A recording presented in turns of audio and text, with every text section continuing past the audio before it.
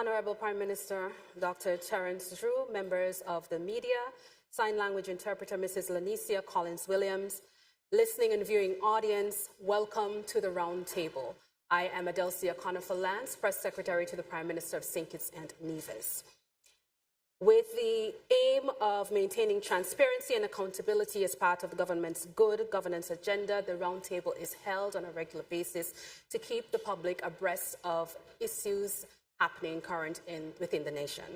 With us today, we have a few media house representatives from ZIZ Broadcasting Corporation, Mr. Devon Cornelius, from the Win FM, Mr. Kevin Brown, SKNIS, Ms. Sharima Matthew, SKN Newsline, Mr. Glenn Batt, Sugar City FM, Mr. Ralston Rankin, and SKN Source, Ms. Ebony Brandon. At this point, I will hand over to the Prime Minister. He will deliver his opening statement, after which the floor will be open to members of the media to begin questions and commence the discussions. Thank you very much, Madam Press Secretary. Let me say good morning to all who are with me this morning, the media representative from the association, I think. Thank you for being here, and to say good morning to all of our citizens and residents who are listening at this time to this edition of Roundtable. Again, this is where I sit down with the media and we discuss very critical, pertinent and national issues. This morning, as usual, I will start with a short opening. As you know, over the last few weeks, I've been very busy traveling, working abroad, working here, to make sure that we keep St. Kitts and Nevis going forward.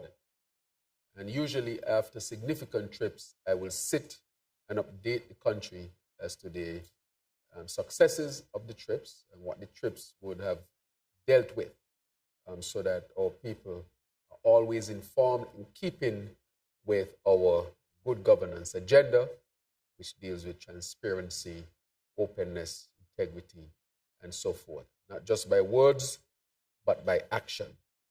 And so I want to thank all of you for being here today. Over the past few weeks, I've attended several high-level meetings to address the scourge of climate change and the challenges it imposes upon our federation and our small island developing states. Two notable events were the Global Sustainability Island Summit on Prince Edward Island, Canada, and the fourth Small Island Developing States Conference held in Antigua, where I was supported by Minister of Sustainable Development, Climate Action and Environment, Honorable Dr. Joy Clark, along with members from our embassies, and specifically at the SIDS4 by the Minister of Foreign Affairs, and I will go more into depth. Now, PEI Conference, that's the Prince Edward Island Conference, an island province of Canada. The Global Sustainability Island Summit was a premier event dedicated to advancing sustainable development in islands worldwide. It brought together a diverse group of professionals, researchers, policymakers, industry leaders, and students, all passionate about creating a more sustainable future for island states. The summit focused on critical areas such as policy frameworks and financing for renewable energy and clean tech, sustainable transportation, and resilient infrastructure, energy efficiency and storage, climate change adaptation and resilience, community engagement towards a low-carbon future, and innovation and technology for sustainable development. I had the privilege of being one of the keynote speakers there and shared 4 key messages. 1, the importance of win-win geostrategic partnerships. 2, demanding climate finance that supports the most vulnerable. 3, bold action to disrupt consumption and industrial manufacturing norms. And 4, modeling island innovation, St. Kitts and Nevis as a sustainable island state. So it was a pleasure to share our federation's vision to transform into a sustainable island state by 2040. Our sustainable island state agenda aligns with the Sustainable Development Goals as our accelerator model. This transformation is premised on digital transformation and climate resilience to boost self-sufficiency and survival of our people. And included in that, of course, wealth creation for our people, which is also a part of our sustainable island state agenda. In simple terms, how can we maintain our standard of life, our condition of life, and improve upon it? That is really what we are seeking for through our sustainable island state agenda, and that we do not deteriorate over the years, but continue to improve. Now, the CIS4 conference, which was recently held in Antigua and Barbuda, at this conference, I spoke at several high-level meetings, including the United Nations high-level meeting on resource and the realigning climate finance, accelerating equal access and inclusion event hosted by Caribbean Women in Leadership, CWIL.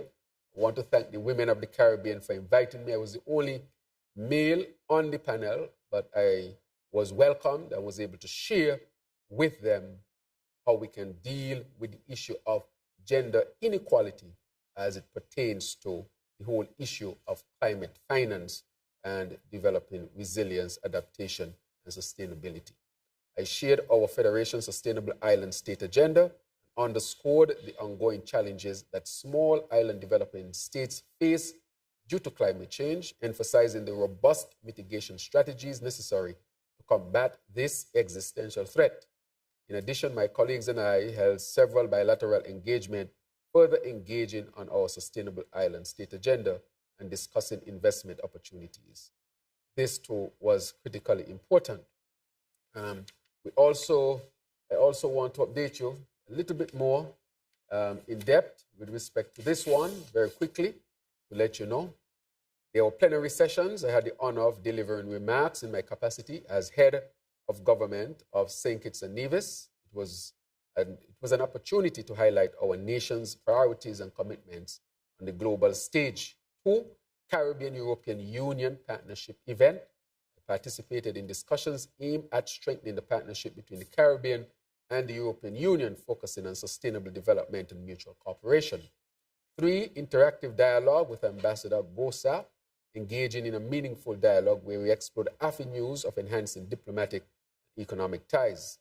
Also went to a leaders' breakfast on addressing the existential threats posed by sea level rise.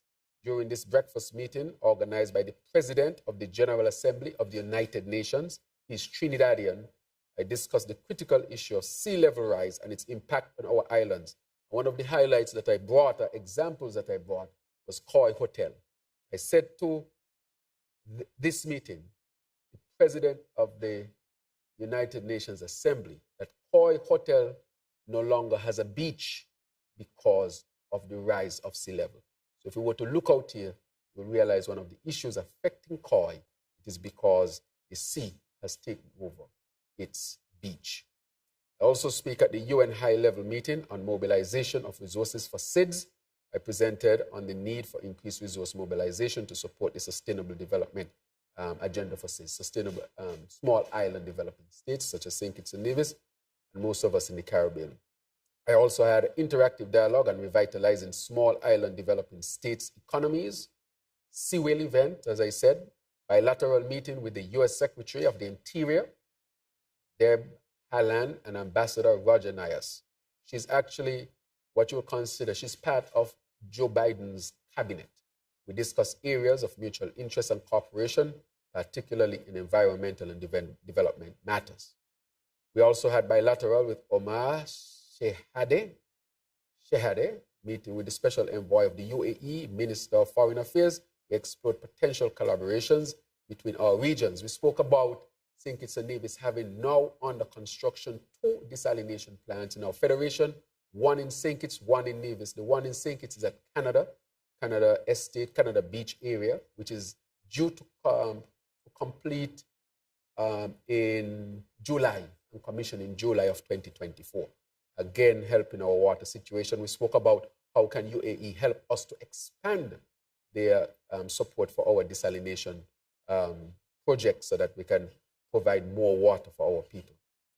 One of the big highlights was the Memorandum of Understanding with UWI. I signed an MOU with the University of the West Indies to provide technical support and advice for the successful implementation of the Sustainable Island State Agenda in our federation. The region and the world has caught on to our sustainable island state agenda. It is a strategy that is clear, practical, and makes sense. And people want to be a part of it. I want to thank Vice Chancellor Hilary Beckles. He's the one who signed on behalf of UWI, and UWI is really going to help us to get towards our sustainable island state. This speaks of the really, I would say, of the practicality, but not only practicality, but the prestige of what we are putting forward, that people want to join us in making sure that we can get to that sustainable island state. Also was a panelist in Grenada on that was organized by the Grenadian government on low carbon industrial development. I participated as a panelist in discussions on achieving resilience through low carbon industrial development in Caribbean SIDS, and the Prime Minister of Grenada was also on that panel. Meeting with Vice President Kamala Harris's team, we had some discussion on a very important project here in St. Kitts and Nevis. Engagement with the Disability Association and Spectrum Center, we engaged for a short time. Discussions with Nationals Antigua and SKN side event on sustainable island states. So St. Kitts and Nevis had its own side event, and this is the event where we invited Sir Hilary Beckles, Vice Chancellor, and the Pro Chancellor as well, who has Kittitian background, along with other persons on that panel from our region, including Foreign Minister and Youth. Brown was there as well, as we discussed critical matters to deal with the issue of St. Kitts and Nevis and sustainability and development. So I really wanted to go through that to show that when we travel to work hard. These things are critically important. Without these engagements, we really cannot get St. Kitts and Nevis moving forward. We cannot do it alone. We need collaboration and partnership regionally and internationally to deal with these critical matters. Just to update us, the hurricane season is about to start. I've put out a statement, and I want to refer our people to that statement. We're already making preparation for that. We're asking our people to be prepared as well. As you know, this year we'll have the SEDEMA conference. St. Kitts and Nevis will be hosting the annual Hurricane Press Conference on Tuesday, June 4, 2024 at 10 a.m., strategically scheduled ahead of the major comprehensive disaster management conference projected for December in this year in St. Kitts and Nevis. And this CDM conference will bring over 400 disaster management practitioners and stakeholders from around the world. St. Kitts and Nevis, we are saying to the world that we are serious when it comes to the scourge of climate change, and we will put ourselves forward with respect to that. Of course, there's a matter with respect to a litigation, as some people might put it, with respect to the MSR matter. And as you know, I expect the press to ask plenty questions about that. But I want to really put forward something before I get into that matter. Because I've met with you multiple times in this forum and other fora, of course, press conferences and interviews and so forth. And I think that we have been totally accessible. We have been very accessible when it comes to sharing information with the public through the different media that we use to get the message across. I've been on WinFM, I've been on SK Newsline, I've been on ZIZ, SK Source has been there. All of you would have had information, pertinent information, and access to this government with respect to that. But I've always said that the CBI, if you remember clearly, is the most challenging aspect of governance that I found. I think at the beginning, people did not fully comprehend, and not because of anything else. It is because it was not so clear and apparent at that particular time. But in the course of time, I think people have come to understand why I said it was challenging, why I was so aggressive in looking at the CBI, in making the changes that were necessary. Because I think people understand, or people understand clearer now, and even you who are around the table, I think it's becoming clearer to you as to why I was so aggressive and made these changes. Of course, I would always say that anything that we do in St. Kitts and Nevis had to be premised on the principles of good governance, because we had given teeth to the legislation and introduce for the first time the good governance laws and asking people to comply with them. As you know, we have some of the toughest laws in the region. Not only that, but secondly, we have one of the highest rate of compliance as well. And so good governance, I think people are understanding it, even the importance of it, why it is so important to have a government premise on good governance. If you don't, corruption and other things will eat your country from its inside. Corruption destroys, good governance builds. It is not just to make the statement, because in the last 7 years, in the 7 years during unity, and coming up to it, they spoke about good governance. And for 7 years that Timothy Harris was the prime minister, not once did they say, we are going to enact these laws so that people can comply. We have to get, this is a fact. He led a corrupt administration. And I'm not saying that because of politics. These are facts. I've gone through multiple ministries, sectors, institutions to highlight the corruption that was there. Almost everything was premised on corruption.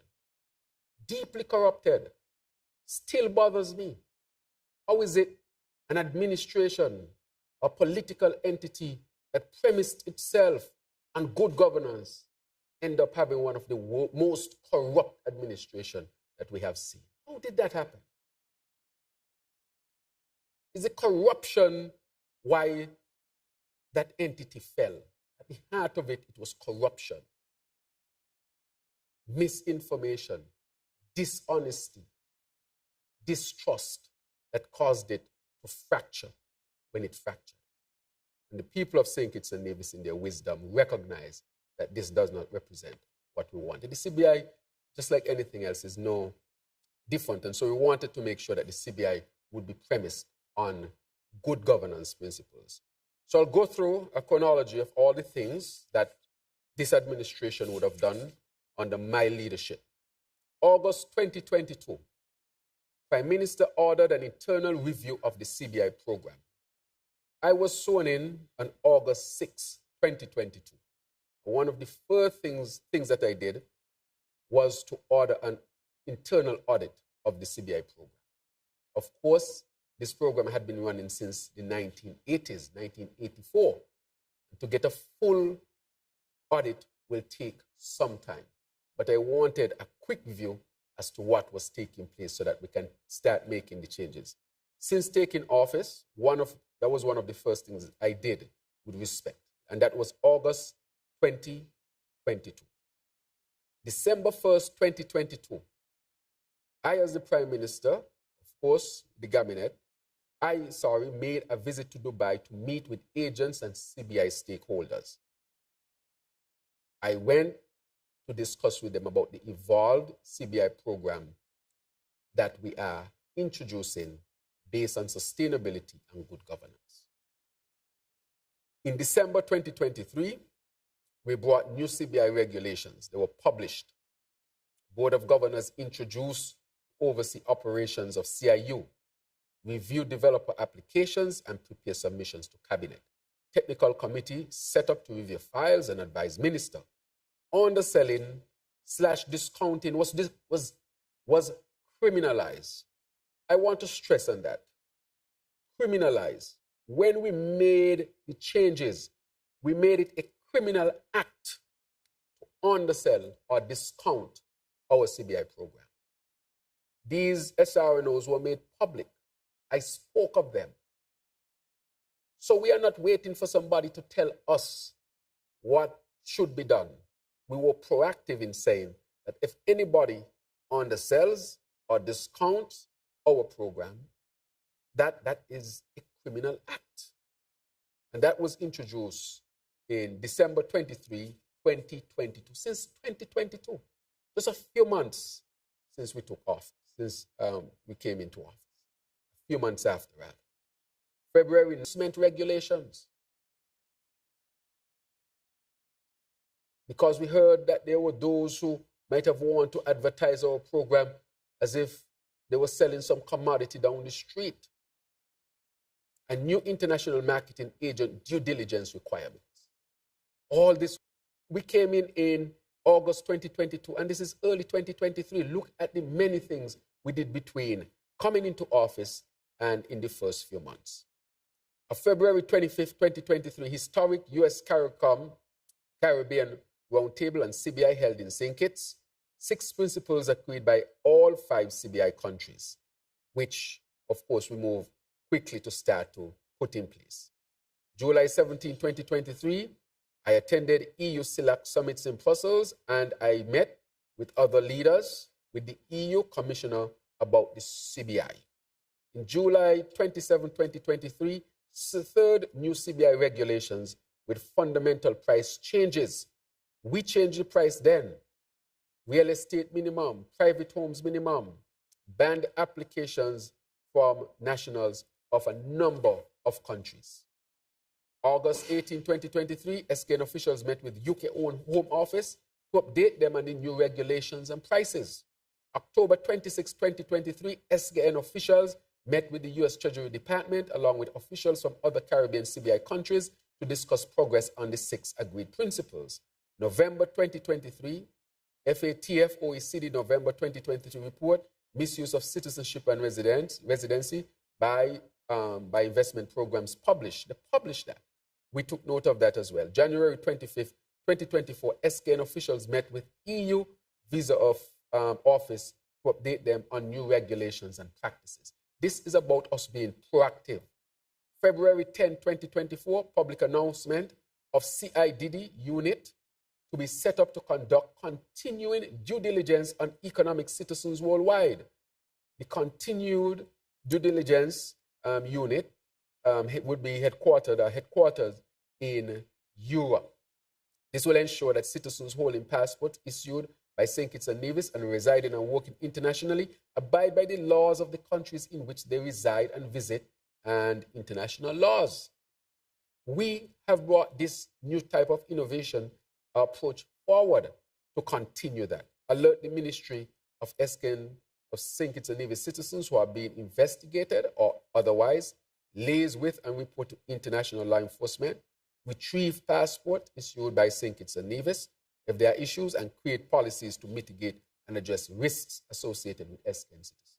So it's not that you come into the program and you are forgotten. We will do what you call continued due diligence.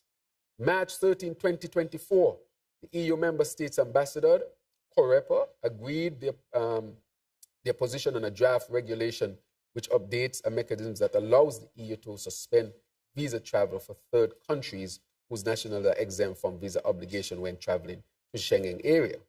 2024 Memorandum of Agreement signed by St. Kitts, Nevis, Dominica, Antigua and Barbuda, and Grenada, all agreeing to, and we saw what was in agreement.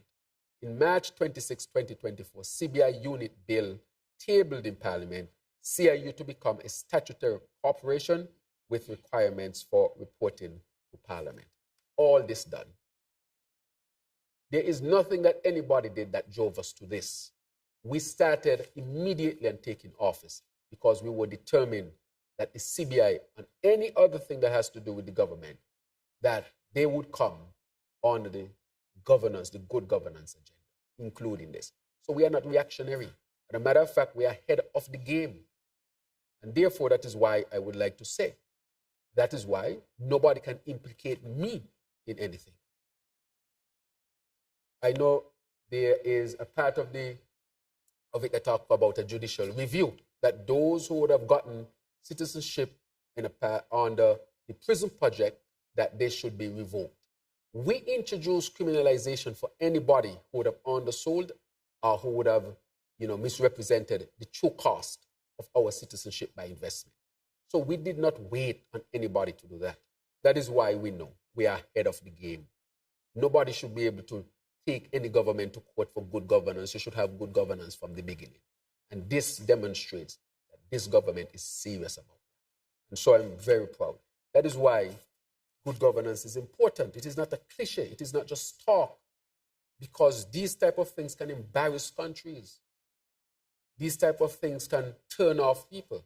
And that is why I'm being so strong, because I want to protect the integrity of this country and the good name of this country that we have been working so hard to build back after we would have taken office in August. Remember before, we had a prime minister who was caught in a watch and shoes debacle with Verdi. Verdi today is sued. That is going to come up again. These things we have to take very seriously, because when we allow politicians to get away with these things can spiral out of control and in the end take down the good name of the country, which would affect all of us. All of us. This is a very, very serious matter. And I took it seriously along with the administration from day one. And so I would like to say that as far as I'm concerned, I think it's Nevis government under this administration have led thus far. We continue to lead with integrity and on the principles of good governance to protect it. However, I must admit that this is a challenging one, but I know that the government will present its case, and this, what I just demonstrated here, will demonstrate to anybody who looks at it that this government is serious when it comes to the issues of good governance and making sure that our CBI program also comply with the issues, with the principles of good governance. And so we'll continue to work towards a government that will be more and more principled. And we hope that as we put these laws in place, that in the future, that people don't come and try to tear down these laws. I will say before I open up the floor that one of the reasons why they never introduced or they never enacted or give teeth to the legislation for good governance is because people wanted to run a corrupt government. I say that with no water in my mouth. Look at Development Bank, corrupt to the core, $333 million in debt, owes Social Security $133 million, refused to pay back Social Security in 2021. That is about 8 to 10% of Social Security reserve. Social Security right now is calculated to be solvent up to 2040 if nothing is done. Of course, we have already had a session since I became Prime Minister, at Marriott, where we brought in all the stakeholders, including the actuarian, to tell us the state of Social Security, and we are putting that agenda together. But those who want to speak of Social Security, they put Social Security in serious trouble. 10% of Social Security reserve is caught up in the debt of Development Bank. So it means if Development Bank can't pay back that, 10% of Social Security's reserve is gone, which means the solvency will come down significantly. That is why I keep saying Development Bank, the corruption there has not only affected Development Bank, but it has also affected Social Security, and affecting Social Security, it has affected all of us. And that is why I have taken, this morning I met with the FS, I met with the chair of Development Bank to put $10 million into Development Bank. I've already put in about 10 million previously, plus more. So at least 20-something million we have put into the Development Bank to save it. It is a critical matter. We had to take money from our savings. And I had to put that in. Otherwise, if I don't, we'll be in serious trouble. I got a call from the chair, Ms. Harris. And also, I would have been in contact over the last period with the director, Mr. Lord, who is saying that the books of Social Security will look bad if we don't address the Development matter. We were expecting to make a surplus this year. Premise on the fact that Development Bank would be in a position to service its loan. It's always premise on that fact. But now Development Bank cannot pay back its full installments because it's in trouble. And that is why we put money in Development Bank to stabilize it. Everything works together. You cannot allow any of these institutions to fail because there is a ripple effect. How did the money get from Development Bank? We know. I tabled the audit. I've spoken about it. Through a corrupt peace program that took millions from National Bank in cash to the Development Bank, where the money was split up in a boardroom and disappeared and unaccounted for. And when they couldn't keep up, they took money from Social Security to add to the debt at Development Bank to the point where Development Bank now could not keep up. Because cash was being, of course, channeled down a dark hole and into the pockets of cronies. And the bank at that time was run by the brother of the last prime minister. And I want to say that the case is coming up. He will be exposed. These are serious matters. And probably that is why I'm taking this tone today. Because I think we have hit a crossroad.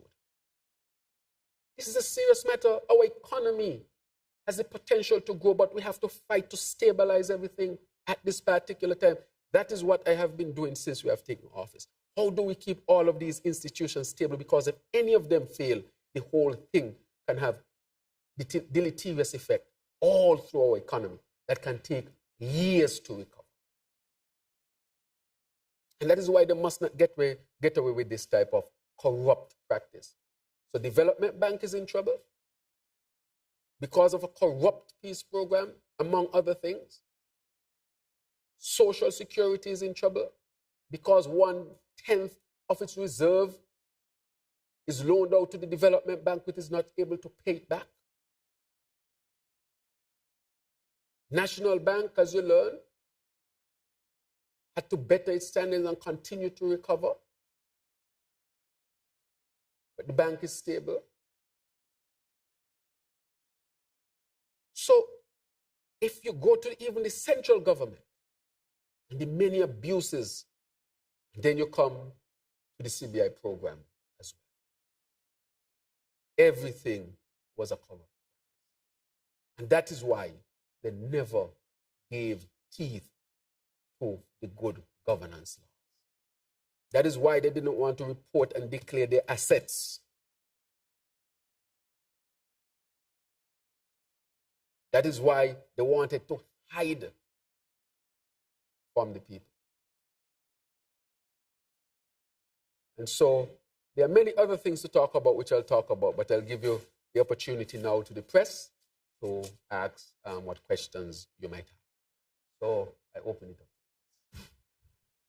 Good morning, Prime Minister. Glenn Batt, SKN Newsline. Good morning, Glenn. All right. Now, I need to get some clarification first with regards to the CBI, and it's all related to the MSR media litigation issue. Now, if we go back a little bit with regards to the prison project, this was part of what was called the public benefit option. Now, is it true, I just want to get some clarification, that this law that was passed for this prison project to be legal was made retroactive? Is that correct? Right, so the prison project had a contract. In the cabinet, it was agreed upon. Let's go back a little bit. I see what you're asking about, but let's go back a little bit on it. If you listen to John L. Powell, there was a clip going around with John L. Powell saying that they agreed to the prison project. They all agreed. The cabinet agreed to it. What happened with the prison project is that a very high number of shares were given, 5,500, an excessive amount. As was explained by the then CEO, Lescan, that they went to the market to see what the market had and how they sold those shares on the market. So let's start that they agreed to that. When we say with the laws that we have, what we say is that this is what you agree to in terms of what the shares would be sold at. And we expect the shares to be sold at that price. I would have met with the CEO. Are we meeting the obligation of what the price that is in the agreement and in the laws of St. Kitts and Nevis? Because we are not going to accept any underselling of our CBI program. That was clear. And that is why we criminalized it. And so what we have set up in our audit, and that is why, one, we criminalize it, because we can talk all day here. We wanted to make sure that it being a crime to be clear. That's one. Secondly, we said, how are we going to find out this? Because it is difficult to find out. So we said we have to set up this continued due diligence unit that will help to monitor what people are doing with our CBI program as well. And we said the international market agents, they have to go on that due diligence process to make sure we have the right people in the right spaces. So in this sense, we are saying that with respect to our laws, you have to respect our laws. And if you don't, and we have proof, then our laws will take what action it has to take. So we said that we have to enact this in order to tighten up on it. There's another thing here.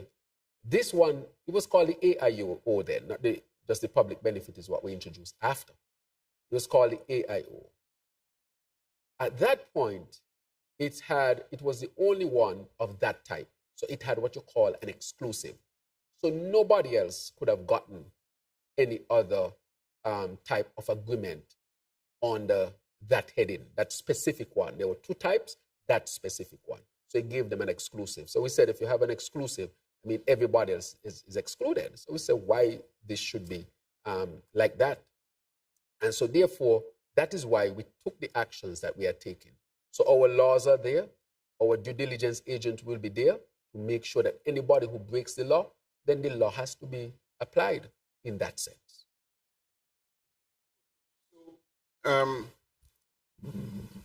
Individuals who made application for citizenship in the prison project who was sold below the agreed minimum legal price,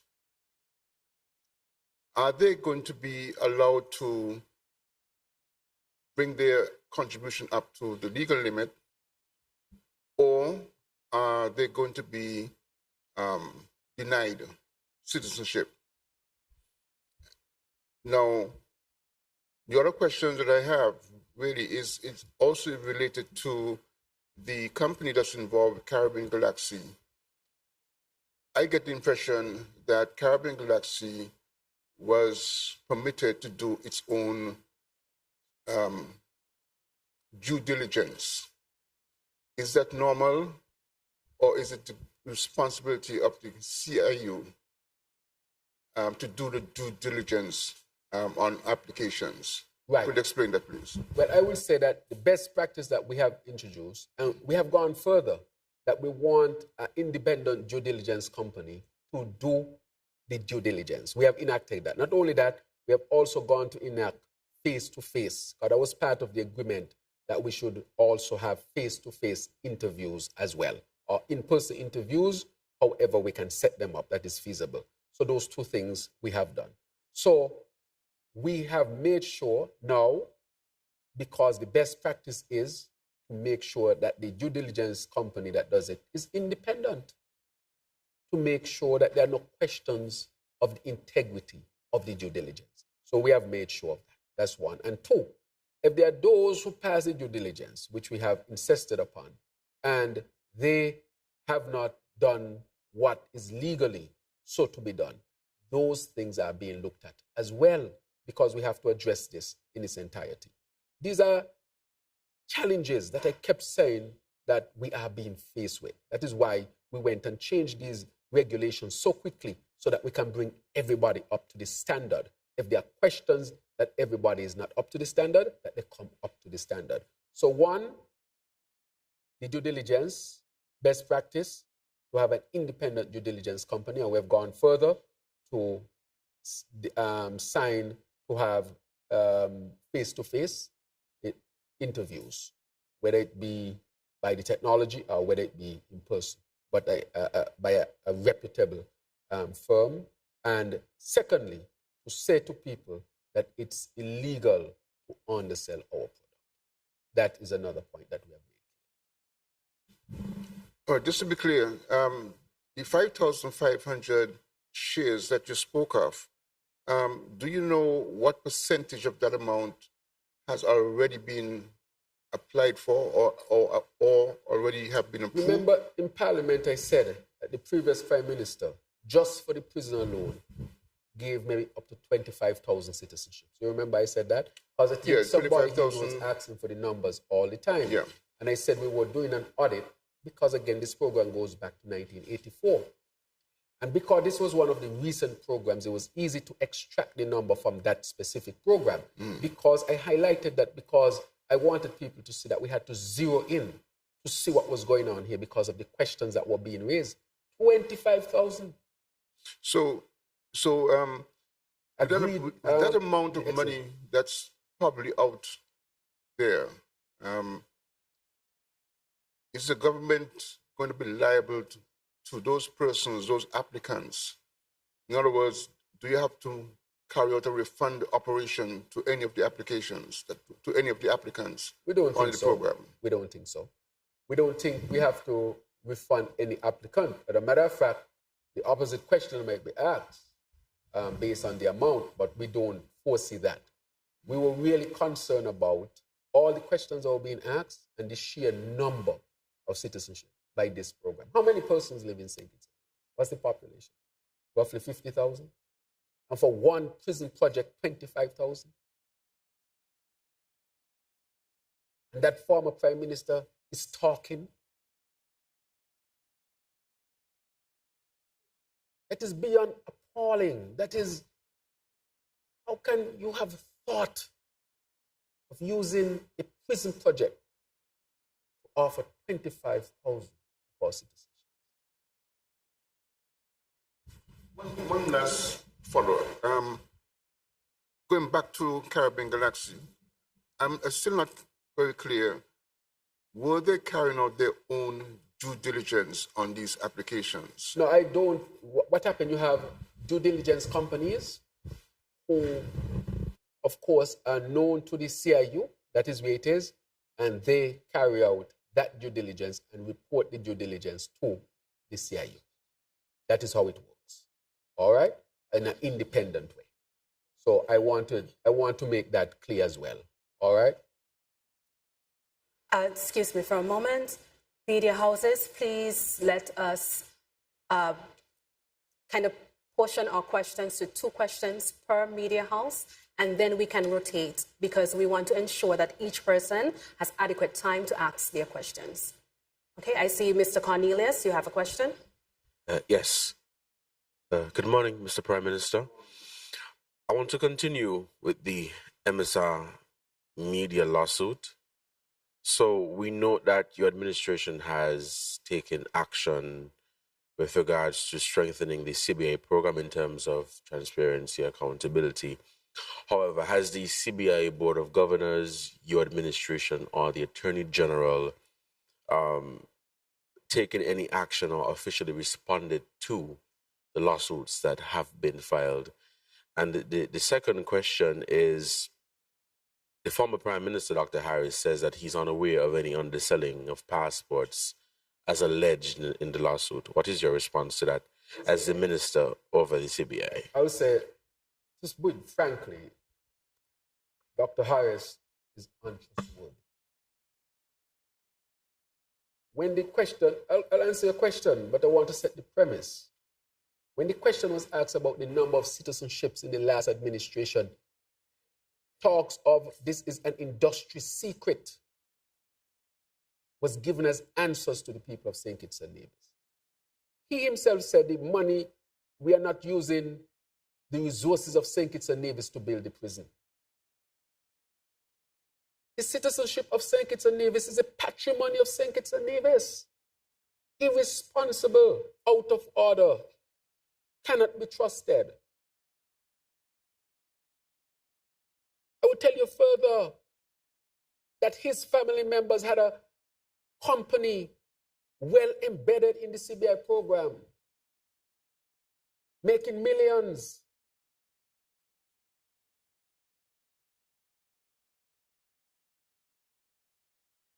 This is how close they were, and they were part and parcel of it.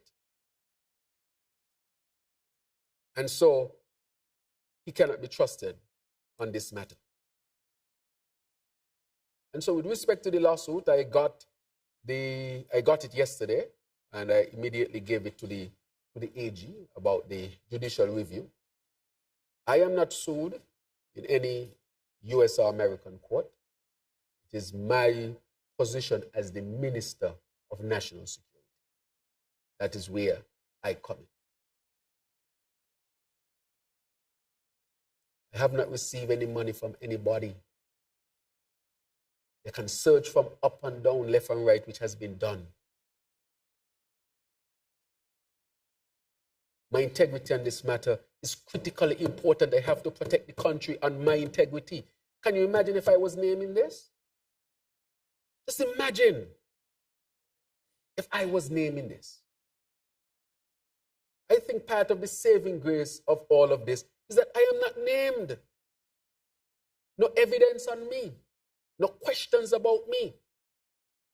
I take this very seriously because I already see how this is hurting St. Kitts and Nevis. I already see the questions being asked. Of people asking, what kind of country is that? I want to tell them that this is a country of integrity. There are bad actors, yes. But this is a country of integrity and good standing. Just imagine if I was naming this.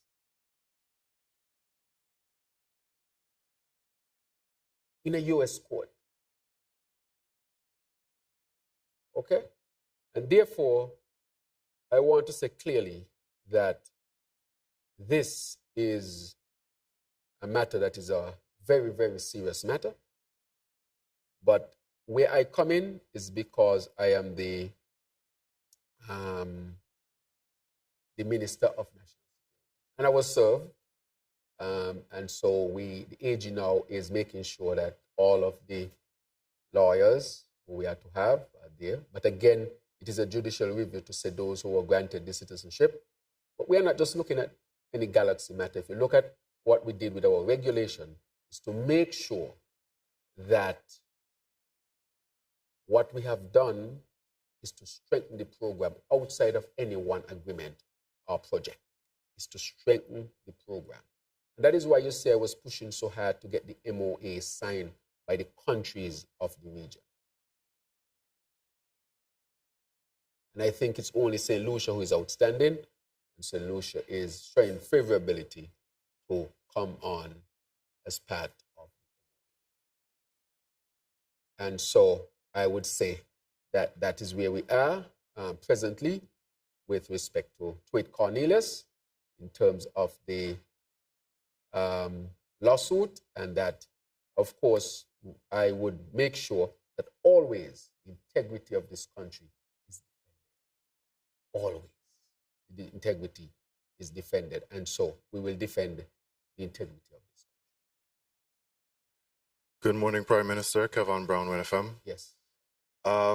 Sticking on the CBI MSR situation, is there any concern that because of this whole RICO case, the CBI is going to be under the magnifying glass of the international community again? And is there any real threat to our passport as it relates to our status to visa-free waivers and visa-free access? Is there any real threat, or is there any consideration of a real threat concerning this RICO case and how big it can get? Right. So let me say from the beginning, we have been in touch with our international partners. Based on the chronology of things that I gave you, it's quickly recognized that we had started this since August. And part of it is that we met with our international partners, be it the Americans, the Europeans, and so forth. As you know, we had even gotten partial visa-free access to Canada again, partly with my discussion with Prime Minister Trudeau and looking at our risk profile and recognize that we were at a point where we can have that type of access to Canada once again. So what I want to say is that this happening is not going to cause us to react. What we have shown our international partners is that this administration had been or has been proactive since the beginning of its life, from August.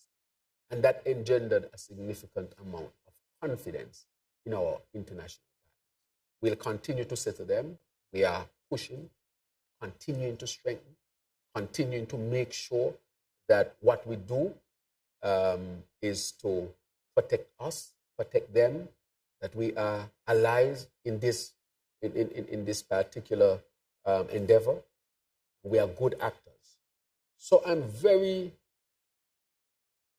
hopeful and mindful as well that what we have done would have engendered significant amount of confidence in our international partners. And that is a very good question. Of course, it's never up to us. But I think what is up to us is to demonstrate how serious we are, that we are operating on the principles of good governance, so that, in a sense, they can, recognize that we are a serious country. We are serious about this matter. So that question is always asked. I cannot have 100% of the answer because all of it does not depend on us. What I can say for sure is that we have done a significant amount of work to demonstrate that we are serious about good governance, security, and anything else of interest to them. We have acted on very positively, very swiftly, even to the detriment, because of course this would have affected the program in terms of revenue. We have to be honest. It's affected us. And some of the revenue that we got from this, I'll speak about later, we have to now put in development bank and other institutions to strengthen them so that our social security is not threatened. So that is a decision that has to be made, that I made, of course, with the cabinet very recently, so that we can continue some services of the development bank, but to make the development bank and to keep it viable as an institution. We cannot afford for it to fail. So it is a high priority at this point in time. And therefore, that is where our actions are. But your question is an excellent question. The answer to it is we have done and continue to do all we can do to show that we are serious about protecting this and make sure that this is not a threat to anyone, preserve our relationship in terms of our visa waiver. However, all of the answers are not always.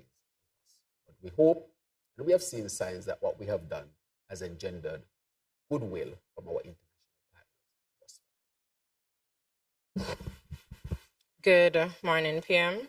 Allow me to move a bit from the MSR lawsuit and speak about the crime situation or the safety of citizens and residents.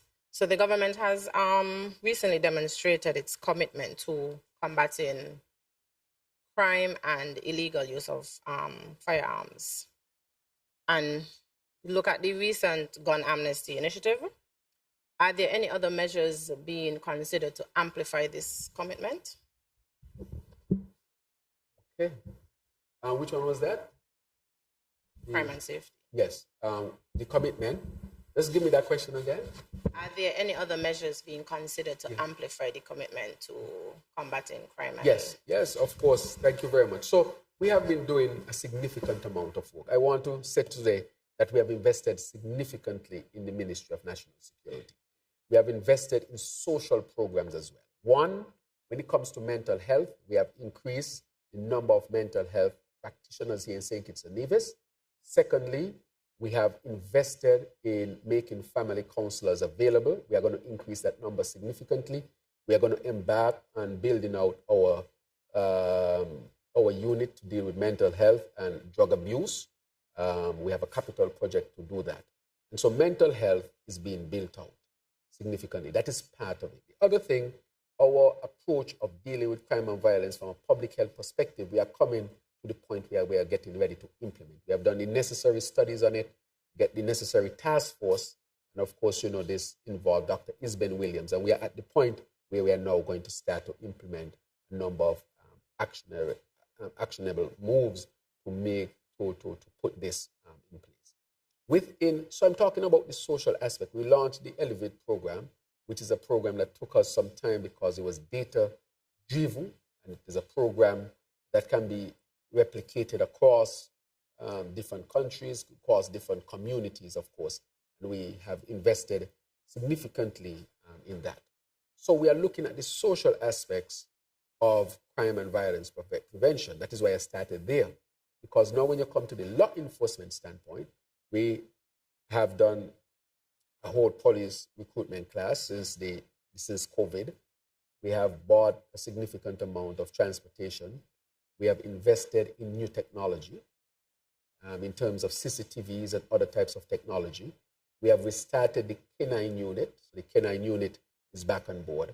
And we have established what I call weekly meetings with myself as the Minister of National Security, with all the heads of the agencies that come under that ministry to look at violence and crime from a comprehensive perspective so that the police, military, and all other law enforcement agencies are working in tandem. This week, we saw that we had the RSS, who is here with us, leadership, and they come to do some specific courses as far as helping us to build our capacity to deal with the issues. But I want to say that recently, the police has recovered a number of firearms. They have made a number of arrests. The court is doing its part. What we are seeking to do here is to create a long-lasting program, our approach that will help to get rid of the scourge of not just crime, but violence in St. Kitts and Nevis. It is challenging because our borders are porous. Most of these guns come through our porous borders. And I want to say that we have approached the United States, who's working with us and the region to prevent these weapons from coming into our region as well. So it is local, regional, and international. I want to thank the RSS for the work that they have been doing thus far and thank our international partners, namely the Americans and the British, the Europeans, and so forth, who have been helping us. It is not going to be easy, especially because, again, we came from a corrupt peace program that we need to speak about. And we are now seeking to implement a transparent, open, evidence-based program, which is being implemented as we speak at this point. And we'll continue to invest.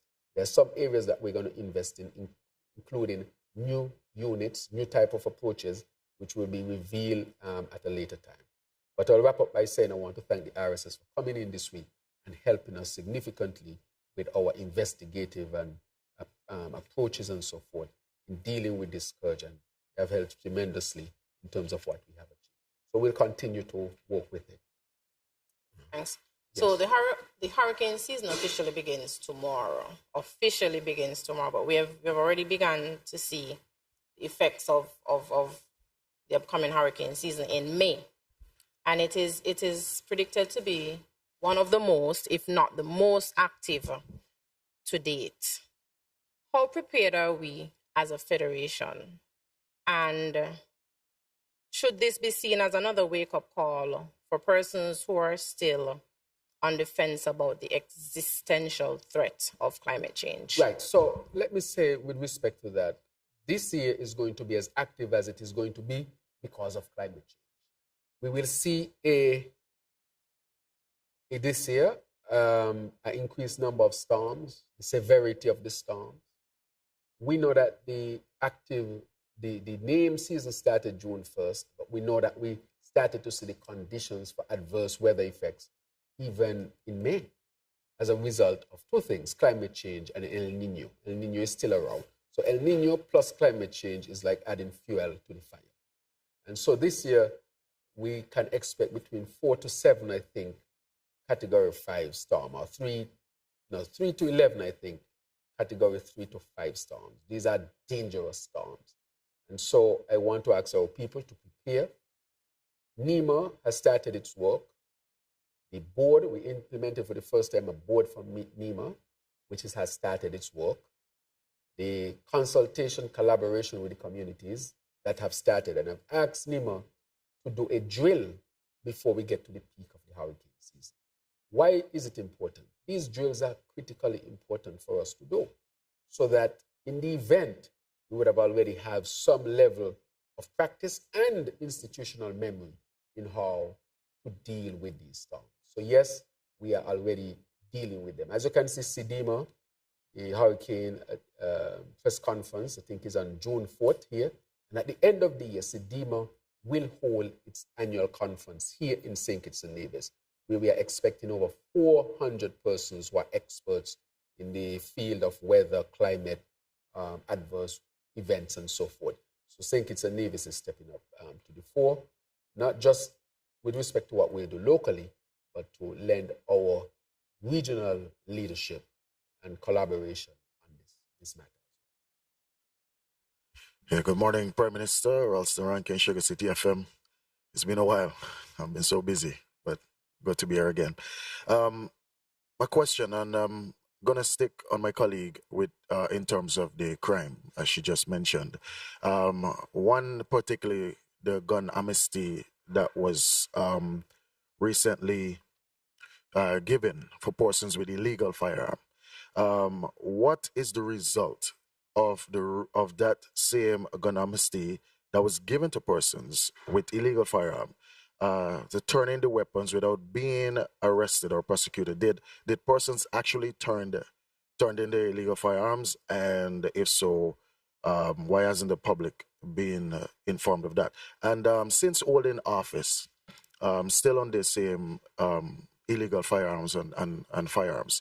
Since holding office, have there been any seizure of illegal firearms and ammunition through our ports, mainly through Customs and Coast Guard?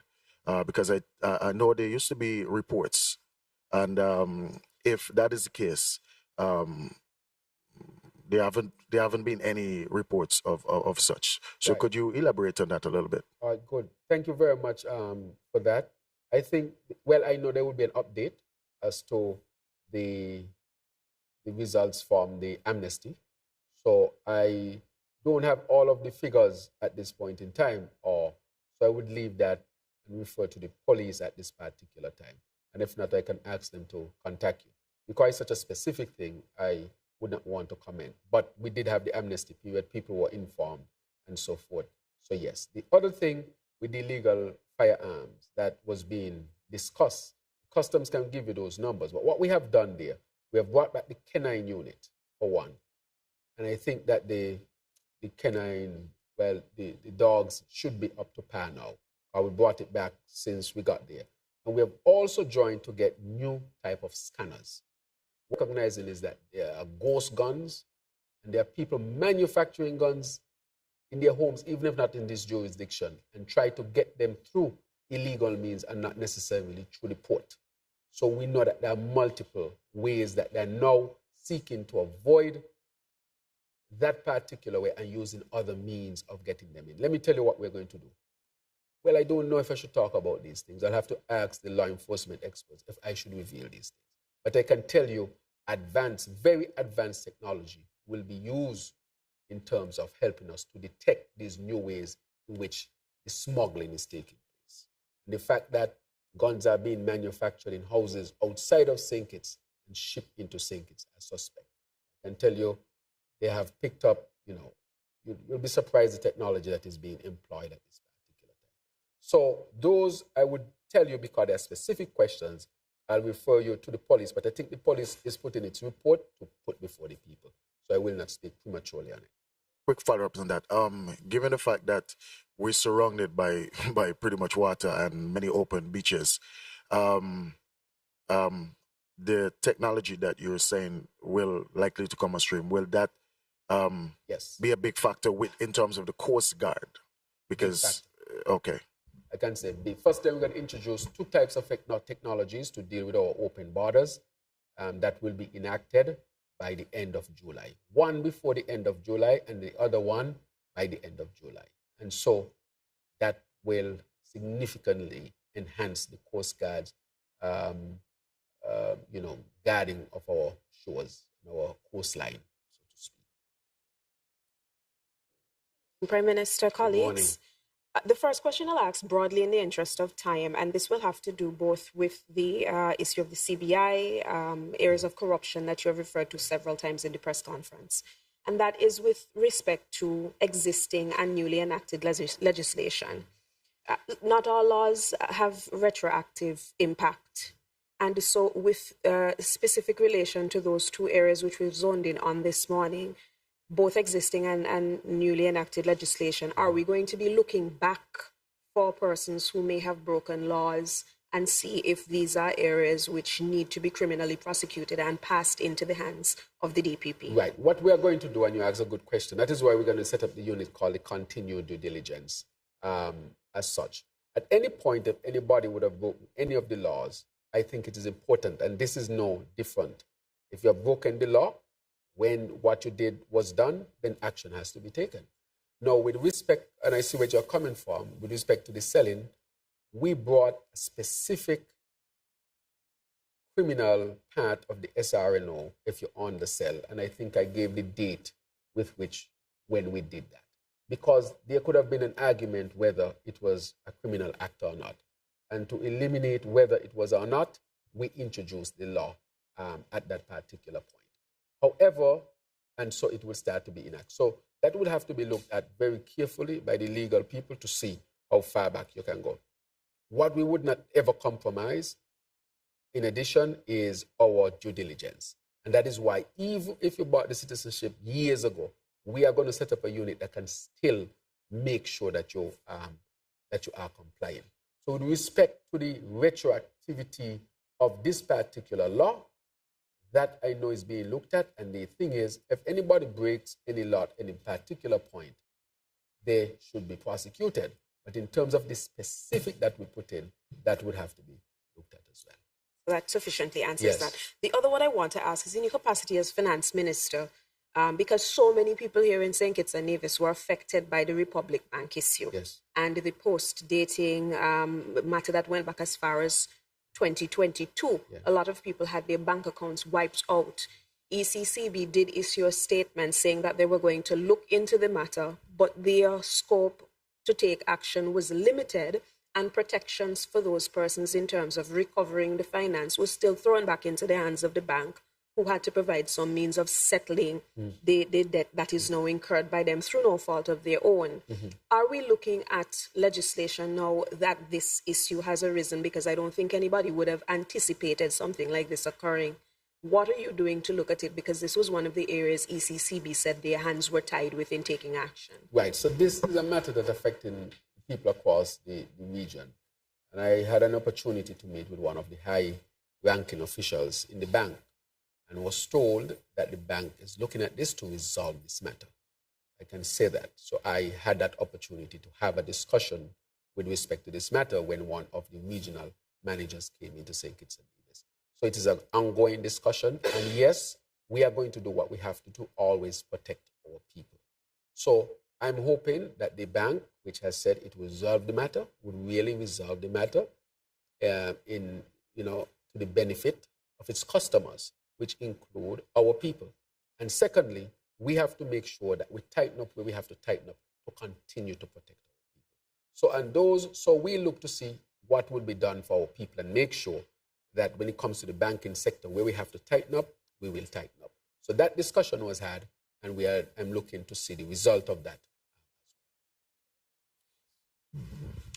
Prime Minister, two questions. One related to the IMF, but I also have one last question with regards to the CBI as it relates to the MSR situation. So let me answer the one on IMF. Just to add some variety to the questions here today. Okay. Yes. All right. Now, the last IMF report, the executive board concluded that the St. Kitts and Nevis economy was basically performing well as a result of the rebound in tourism.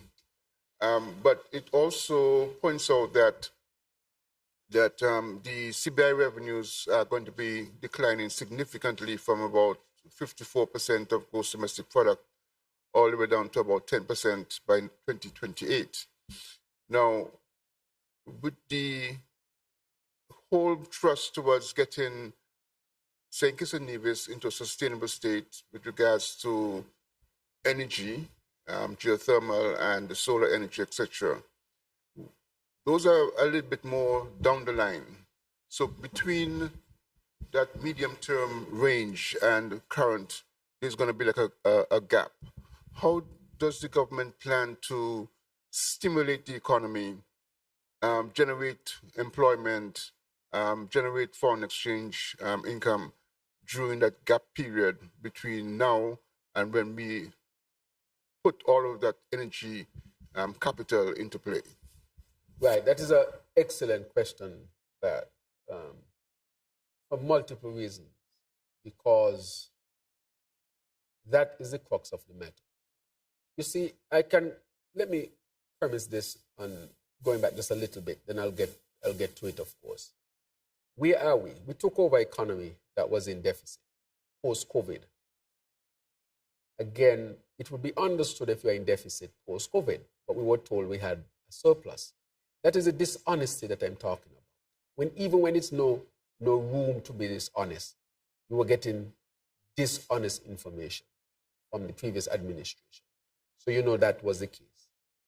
The economy had become almost singularly dependent on the CBI program. And if you remember well, all the things that I was saying is that we have to diversify the economy and wean ourselves off of CBI. You see what happened here? These are the reason why. This is why I said we had to act quickly, strengthen the program, and quickly start to move on. So how are we going to do it? We are going to look at other sectors and build them out so that the economy can have multiple legs instead of one big leg and everything else small, so to speak. That is why we are expanding tourism. We have brought in a lot of, we have increased our airlift significantly. And as a result of that, we have seen an uptick in tourism receipts. We have seen an uptick in tourists coming to stay at our hotels. I was with the owner of Park Hyatt recently, and he says his occupancy just this year has gone up 10%. 10%. He said that's the best he has ever had. I said, PM, this is the best I have ever had. And this is because he's benefiting from the additional airlift from North America, for example. We have also expanded the flights. The flights go down to August 31st instead of ending in April, May. And then they're going to resume just a few weeks later, maybe 7-8 weeks later, back in November to catch the season. So we have expanded the tourism season. I say all of that because the tourism is not only bouncing back, but is a sector that can actually be expanded. And so we are looking at getting new hotels here and so forth and expanding our tourism product through different means, right? So that's one. And I have some news that I will give subsequently coming up, some good news in terms of that development. So that's one. The second one we are looking at is agriculture. We are moving along steadily with agriculture. We have a drought program in place that is going well. Fisheries we are investing in. Just last year, our fishing industry brought in $15 million, significant amount.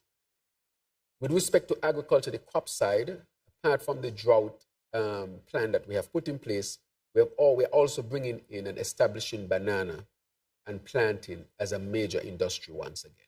So we have ordered 400,000 plants, 200,000 banana, 200,000 planting, and we are going to plant the whole of St. Kitts and Nevis so that we can cut down on the food bill and create almost a new staple to deal with the cost of imported food and unhealthy food as well, to deal with this scourge. So the other thing that we are doing with the agriculture, we are going to build out our cannabis aspect industry, which we think will be revenue generating.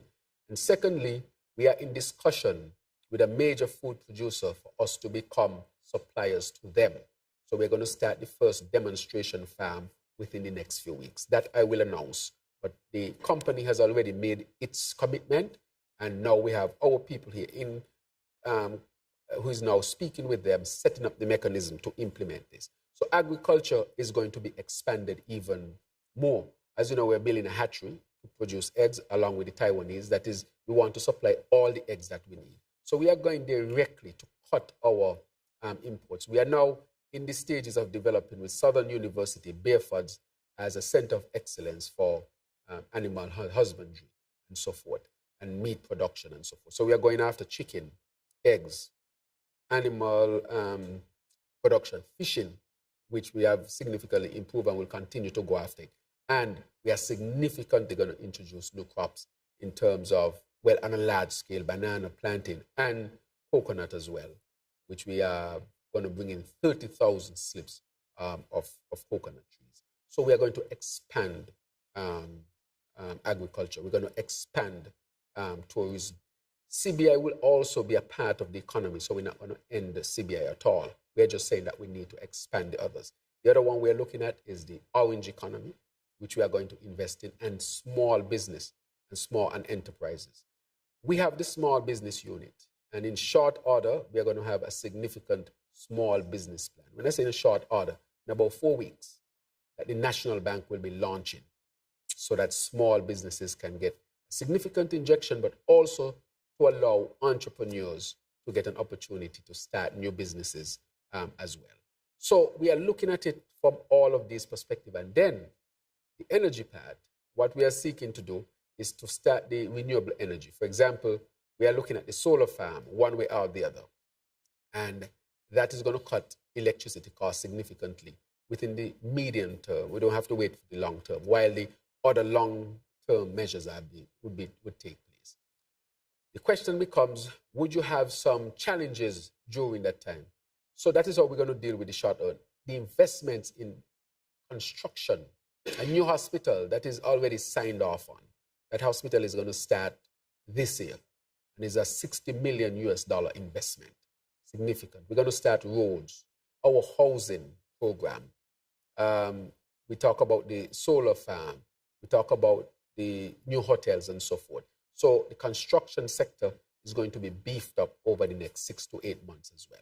So these multiple sectors that I'm looking at, we are going to expand them so that St. Kitts and Nevis does not have to depend on any one sector anymore. So that is how we want to deal with it within the short term. So I'm talking within the next 6 months that you will see these things. We already have the banana slips that are here in St. Kitts and Nevis. We saw that. We already complete the hospital. We are going to complete the solar farm very soon. You know, the roads cabinet has agreed.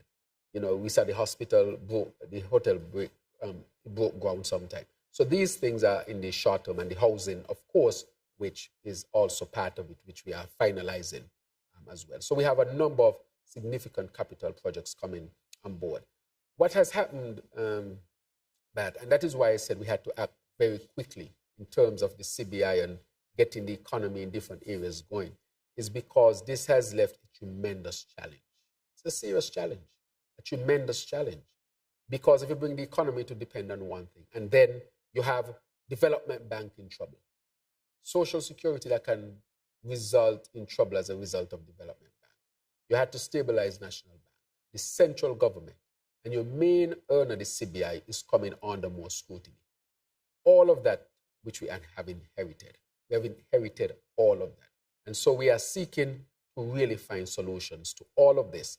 And with all of this, I think it still is seen as having an opportunity to go beyond this at this particular time. So we'll continue to work in the short term, the medium term, and the long term. But once we get to the long term, of course, all the numbers show that St. Kitts and Nevis can really develop a sustainable island state.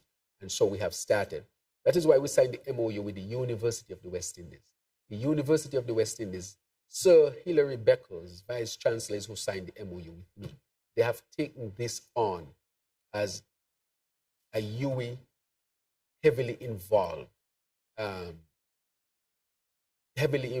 to help us to achieve it. Because this model really is a model that can be set up and be an example to others around. But it can also really help us to create a sustainable island state. So that is what we are seeking to do, but it is challenging.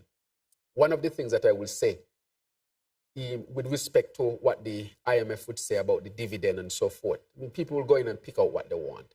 What we have to do, we have to stabilize, and that is where we are investing the money this time around. We're going to invest it to stabilize development bank. But if we don't do it, Social Security is going to look bad. And if Social Security looks bad, it gives of course, the overall bad impression as to what we are dealing with.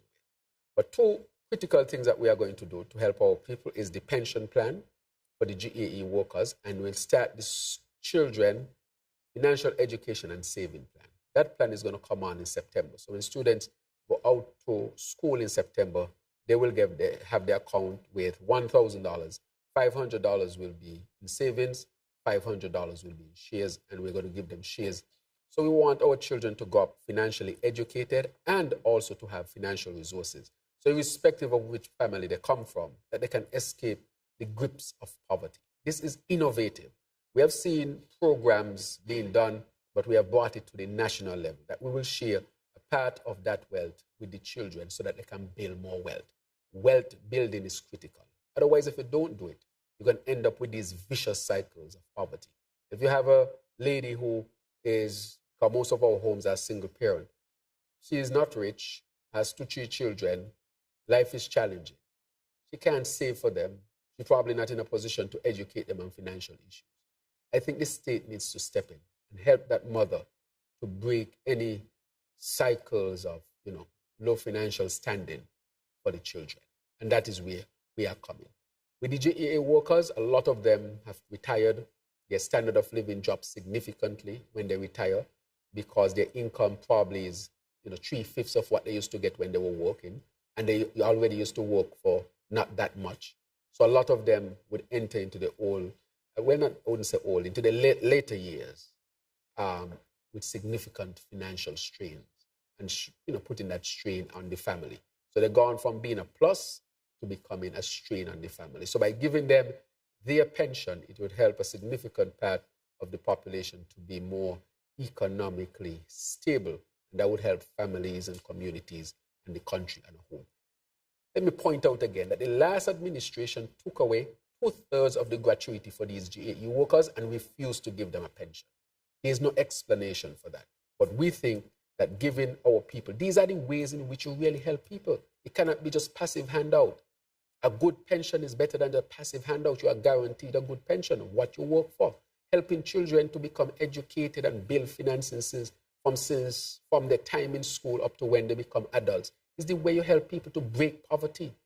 You can break poverty through education, innovation, entrepreneurship, and giving people the necessary education and resources to get a start in life. So every child in St. Kitts will get a start in life. And that is what we want to do in order to break poverty here in St. Kitts and Nevis. That is, if we are serious about a serious approach of how it can be done, and not, just by these passive ways of passing some money, but not educating the people and giving them real opportunities to become wealth builders. Wealth creation has to be a fundamental part of creating the sustainable island state. And to ask the question with regards to the MSR litigation issue, the lawsuit, the federal lawsuit, names a minister who is in your cabinet, and also it refers to a WhatsApp conversation with regards to your Attorney General and a well-known socio-political commentator. What's your view on that? How are you going to tackle that issue? Some persons are saying that your minister should resign and that kind of thing. Right. Let me say, with respect to what people are saying, this is how I would say we approach it. We are on the premise of good governance. I have brought up the topic with the minister, and that would then go on to have further discussions on the matter. I think in all fairness, the minister should have his opportunity to say, what has happened here. And I think this just recently happened. I'm just back from Antigua, and we had an initial brief conversation, and that will take in-depth conversation going forward. So these talks about this and that, I see that coming from fake pages and fake mentioning and so forth. But I would say the spirit in which it would be done would be that spirit. Prime Minister, just a follow-up with what Mr. Bat just said with the lawsuit from MSR. Seeing that MSR is being run by Mr. Martinez, right? And seeing that Mr. Martinez is a sole public benefactor of the program, is your administration looking to revoke, that from Mr. Martinez? And just a quick thing on St. Peter's, because I know that's, where you're from. Some persons are of the belief that the road project is moving a bit slow. What's your take on that? Right. Remember, the road project is on time. We have a consultant engineer who is moving it forward. Look at what we are doing with the road project. This is not just throwing down asphalt. If you go there, you'll see that we are covering up all the drains. People have fell over those drains, accidents, and so forth. People didn't expect that we'll do those type of things. This is a comprehensive plan because St. Peter's is the largest area out of Bastille. And this is no rush job. This has to be comprehensive to transform that road network so that St. Peter's can continue to grow, as I call it, the great state of St. Peter's. Where you see we're going to put the roundabout, I know people did not even recognize that we'll do that. We have developed the plan. The plan is going through some of the, as we come down in stages. So the plan is moving along. You can see we're opening up new roads in St. Peter's. This will be a project that will put St. Peter's in an excellent standing. And we are really doing significant work on this road, not just to throw down some concrete. We are introducing roundabouts, coverage of drainage system, new road networks to open up St. Peter's, because St. Peter's can grow twice its size over the next decade, which will be about 10,000 people. And you have to have multiple proper road networks in order to make sure that the community can handle, the road network can handle the number of persons expected to live there. So it is not going slow, but if people were to take a look at it, it is not just throwing down asphalt. It is creating a whole infrastructure that can support not just for present, but for future as well. Yes, right. And then that one, as I say, any investor who comes to St. Kitts and invest, they are to be guaranteed that whatever is done will be done on the basis of due process and on the principle of good governance. And Mr. Martinez, just like anyone else, is also afforded that. This is a country that welcomes investors, and investors must always know that we are a country that is governed by the rule of law, and they would have their fair opportunity under the law to advance whatever they want to advance, and they will be treated fairly as well. So he too will have that. So I can't speak specifically to any matter with respect to that. All I can say specifically is that whatever the situation is, any investor will have the opportunity under our good governance laws to be treated fairly. Prime Minister, in respect of the Sustainable Island State, the agenda wanted to zone in on tourism because that remains our mainstay, although we're looking at diversifying the economy. You mentioned the increased flights and so on that we're looking at to help bolster that particular sector. But what I'm wondering is what we're doing with our ports of entry so that we upgrade and modernize them in order to be able to handle this capacity and to make it travel friendly in a sustainable way. Right, thank you very much. That's an excellent question.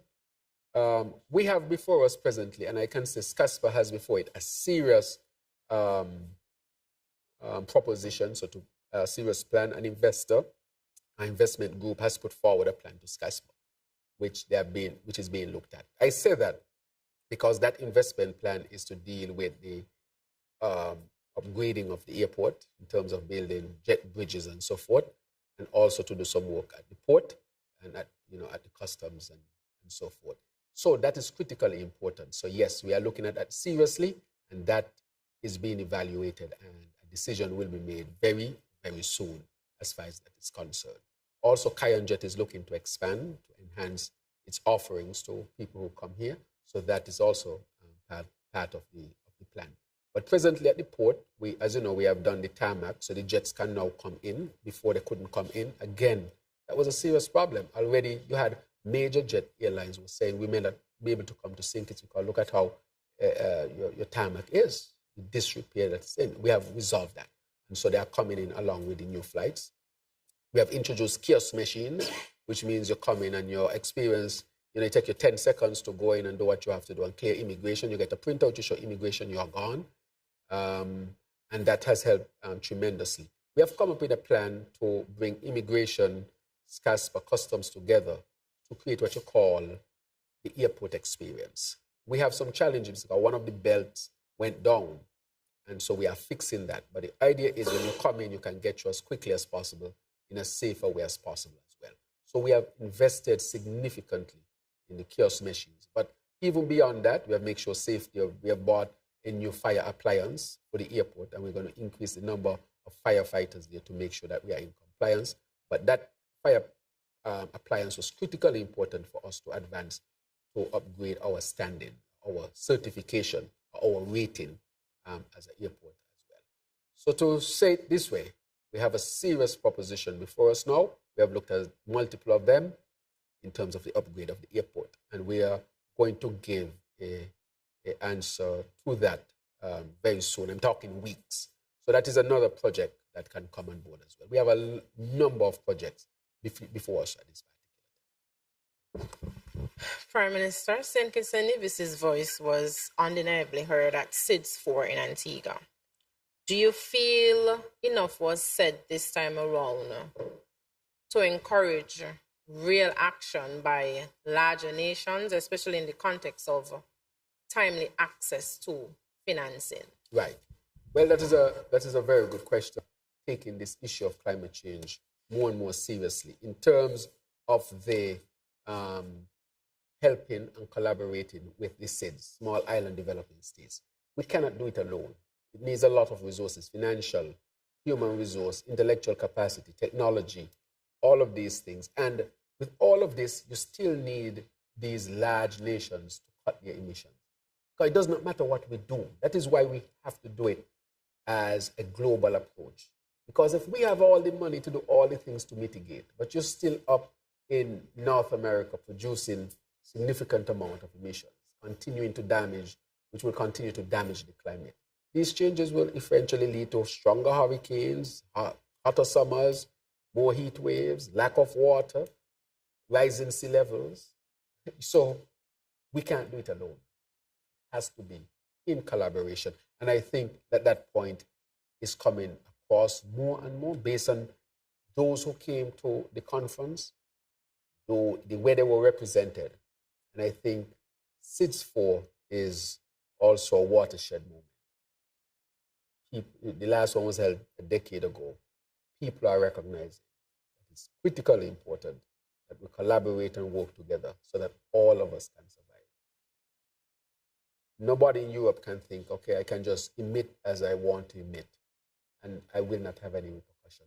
You will have repercussion no matter where you live on this earth. So yes, I think so. My two last questions. We know that because of high inflation and interest rates, there's a cost of living crisis currently. How are our social protection programs holding up against that cost of living crisis? And has there been any influx or increase in citizens and residents on our social protection seeking support? And on a more regional front, the Transitional Council in Haiti appointed a prime minister recently. What are your views on the appointment, and how effective do you imagine the appointment will be in moving Haiti out of its current crisis? So let me touch on the Haiti matter. As you know, CARICOM was significantly involved. And that was one of the things that I was thrown into when I was sworn in as the prime minister in August of 2020. We have made significant progress. As you know, Henry was interim. He held it. He has moved on. I want to wish him well and wish his family well. And I developed a rapport. And then we formed this new group, or this new group was formed, of course, in collaboration with CARICOM and others. But of course, this is Haitian. The Haitians at the end of the day were the ones who determined this. But we always think that this has to be Haitian-led. And so it gives hope because, as he said, this is to bring the people together, and many persons are at the table. That is what gives this so much hope. And then you will have a peacekeeping force there to help to stabilize the gang activity. So at this point, nothing is guaranteed. Let me say that. But it is more hopeful than before. That is how I would put it. Nothing is ever guaranteed, but it's more hopeful with respect to the matter. All right? Yeah, the cost of living is a critical matter. As you know, we had put a task force together with respect to the cost of living. And a lot of the issues with cost of living is because of imported inflation, as you said. If you're going to eat a Kellogg's cornflakes, it costs more in America because America has inflation as well. If you buy it at a higher cost in America, by the time it comes here, it will be at a higher cost. There's hardly anything the government can do to cut that cost. And therefore, that is why we say all people can look to alternative brands. For example, from the CARICOM region, where we can save sometime up to 40+% on the same type of product, maybe not the same brand. That cost of living on these products coming from North America and Canada and so forth, the government will be able to do very little because that is what you call imported inflation. That's one. What we have done, we have subsidized significantly.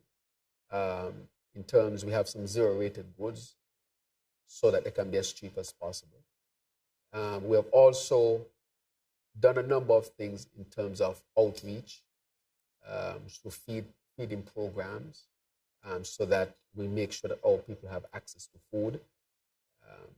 People are taking other actions at the community level as well. We have increased to some extent also the offerings from our social programs, not just the big ones that you are hearing, like the lift and so forth, but the food programs, uniform support programs, all sorts of other programs that we are dealing. For example, the Children's Medical Fund is one of such offerings.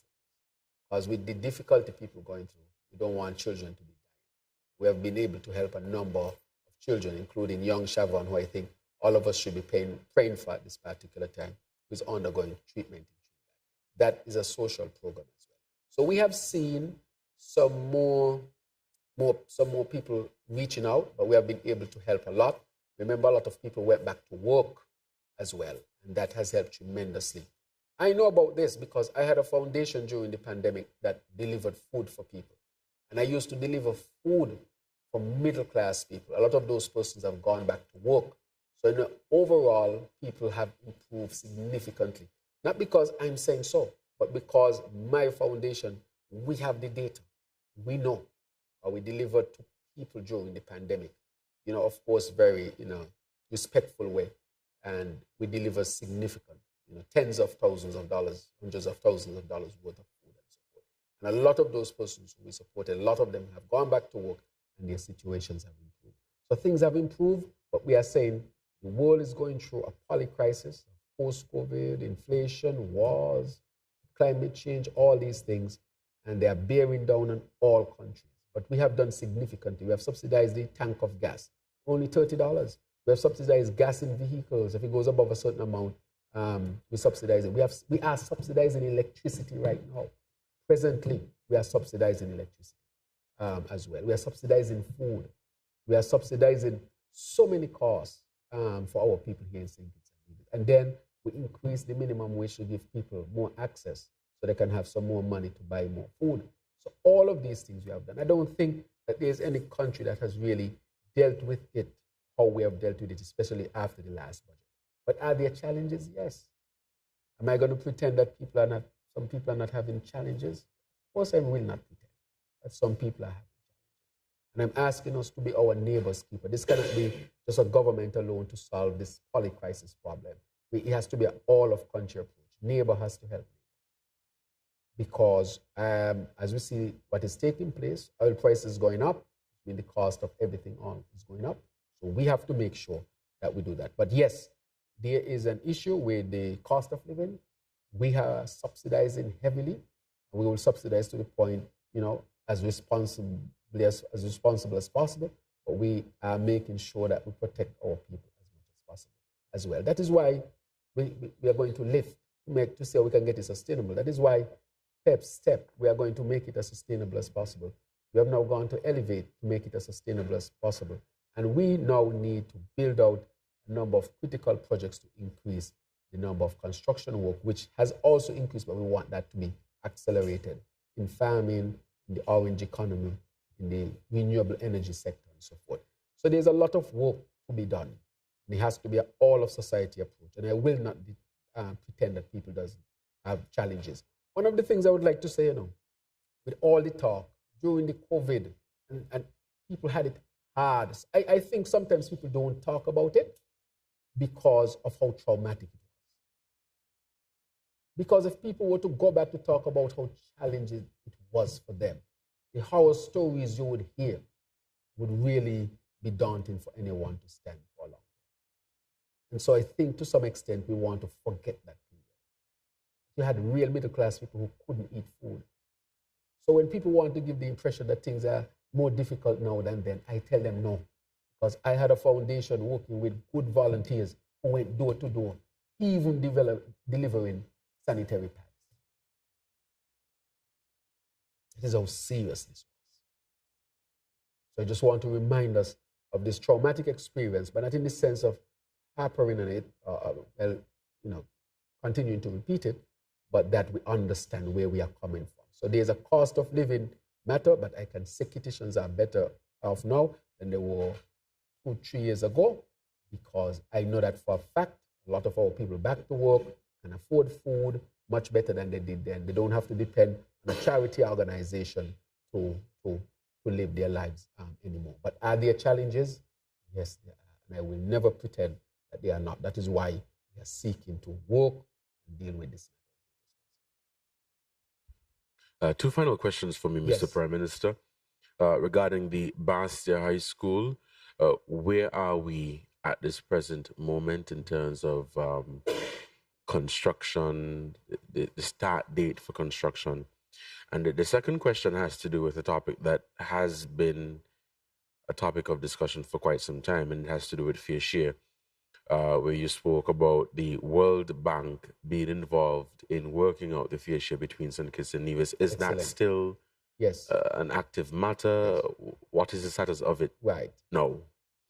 Excellent question, Cornelius. And the World Bank. The World Bank is an active matter. I spoke to the FS about it. She's getting the final documentation and information on it. So I'll be able to update the information as to where the World Bank is. That was supposed to be completed based on the initial information about May as to how St. Kitts and Nevis should share its revenue. At least it will give us an objective framework as to how that should be done. And so I wanted that to be done because people in St. Kitts and people in Nevis, they deserve equity. Always fight for that. For example, my children's medical fund helped divisions as well. And I've been helping division. It's just that this last case was a big public case and people came to see how the fund works. But that is how the fund has been working. That is why we had no child die between 1 and 4 in St. Kitts and Nevis last year. Not one died, neither in Nevis nor in St. Kitts. Or the children who had heart problems and so forth, we were able to send them out to get heart surgeries. Children from Nevis and from St. Kitts. No one is discriminated. When they're from Nevis, we work with the NIA, because the NIA has its plan as well, and we collaborate to make sure that the children get help. But remember, these are children who necessarily have to go away for life-saving medical intervention.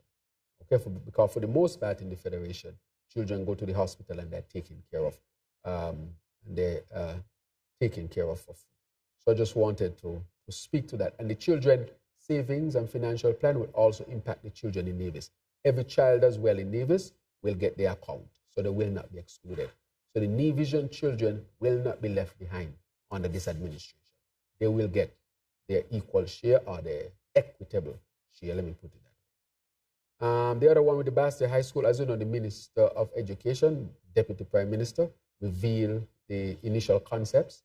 I think he did some consultation, and that will then go into preparing the official plans. The start date, I don't have, but I can say the land is clear, the topography is done, the drawings are being put together, and we are seeking to move expeditiously with that. But I'll see where he is with that one. Now, some might ask why the hospital before the school. Based on climate change and what we are expecting, that hospital that we have going to have a hard time standing up to that. People may not see it now because the hospital as a building, there's no crisis. But if you are hit and the hospital goes down, the question will be asked, you Prime Minister, Minister of Health, medical doctor, you have been talking about sustainable island state and climate change and stronger hurricane, and you did nothing to make sure we have an institution that is the most vital of institutions in good stead. There's no institution more vital than a hospital. It is the last resort of everything else, preserving life and preserving health. And so we want to have that institution be up to standard to deal with the scourge of high climate change that will serve the whole of the Federation. We will make provision as well. So because divisions have to come over for any type of medical care and treatment, they would have access to it as well. It is not barring all people from Nevis at all. They already come over for dialysis treatment, and so it will be an institution in the Federation that can take care of our people. So yes, so the hospital is going to start this year. There are going to be a number of consultations. The concept is there from the health workers, but we want the community to give their input to what they think the hospital should look like. So we're going to create what you call a health city. Health city with the hospital, the university, Ross. We're going to do a research center, private medical businesses. We want to do 2 different types of clinic, primary clinic, a cardiac clinic. We're going to have MRI services. Well, the MRI building is being built, CT scan services, neurological services. A lot of new specialties are being offered. It's the first time we have had so many specialists in St. Kitts. And we are working hard to continue to improve health. I say to people, if you want to know if a health system is worth its salt, look at the children's mortality, whether children are dying or living, and whether mothers are dying. And we are doing well on the 2 fronts. So we know we have matters that we've been working through, like the wait time. We put at the hospital the triage officers. So as soon as you're going, we don't want people to be waiting a long time before they take your pressure, your blood sugar, just in case you have a more serious situation that the doctor in the back, as we say, may not recognize because you have not been checked. So the doctor at the front check you and can say, okay, you are stable. And then that would help to really streamline the services. And I want to say to our people, when you go to A&E, it is not a first come, first serve service. We serve people based on the severity of the illness. So you can be there for 12 hours and somebody just come and go in front of you. And 20 people go in front of you because you come because your pung you need, no bleeding, no broken, you just have a pung.